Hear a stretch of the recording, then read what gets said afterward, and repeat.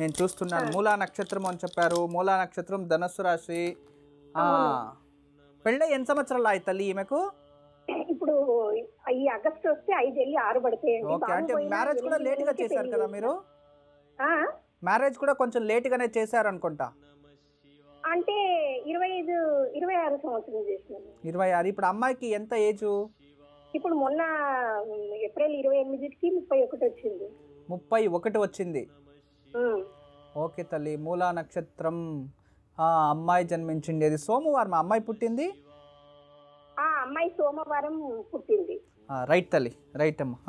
జన్మజాతకం అయితే చాలా బాగుంది తల్లి, మంచిగానే పుట్టింది. అమ్మాయికి అలాంటిది ఏమి అపమృత్యు లేదులేండి. అపమృత్యు అపకంటికాలు అలాంటివి ఏం లేదు, భయపడకండి. అదే భయం గురుగారు, నాకు ఇద్దరు పోయింది కదా, ఒక్కటే ఉంది కదా, నాకు ఎప్పుడు భయము బాధ. అదే మీరు డిప్రెషన్లోకి వెళ్ళిపోయారు తల్లి. ఈ మెంటలీ ప్రెషర్స్ వల్ల ఇవన్నీ చూసుకొని కాన్షియస్ మైండ్ మీకు వీక్ అయ్యింది. మానసికంగా అస్వస్థలయ్యారు. మానసికంగా వీక్ ఎప్పుడయ్యారో ఇవన్నీ భయం భయం భయం భయం తాకేసింది. ఇది ఒకలాంటి ఫోబియా అనొచ్చు. ఆ ఫోబియా ఉండడం వల్ల మీకేం చెప్తుంది, ఏం జరుగుతుందో, ఎప్పుడెప్పుడు ఏమేమి అవుతుందో అని భయంతో ఎప్పుడు రోజు జీవిస్తూ ఉన్నారు. ఫస్ట్ ఆ భయం తొలగించేయండి. ఏమవ్వదు, ఎప్పుడు కూడా మనకు మంచిదే అవ్వాలి, మంచిదే జరగాలి అని సంకల్పం చేస్తే ఖచ్చితంగా మంచిదే జరుగుతుందమ్మా. కానీ మీ అమ్మాయి జాతకంలో అలాంటిది ఏం లేదు తల్లి. మూలా నక్షత్రంలో జన్మించింది కదా. అమ్మాయి పేరేంటి? శాలిని. కొంచెం కోపం ఎక్కువ అనుకుంటాను మీ అమ్మాయికి. అవును, అది ఒకటే. మూలా నక్షత్రంలో ఎవరు జన్మించిన కొడుకులండి అమ్మాయికి. బాగుంది తల్లి, జీవితం బాగుంది, ఏం ప్రాబ్లం లేదు. కొంచెం కోపం ఎక్కువ, అంతకు తప్పితే మేజర్ ఇంకేం ప్రాబ్లం లేదు. మీ భర్త ఉన్నారమ్మా?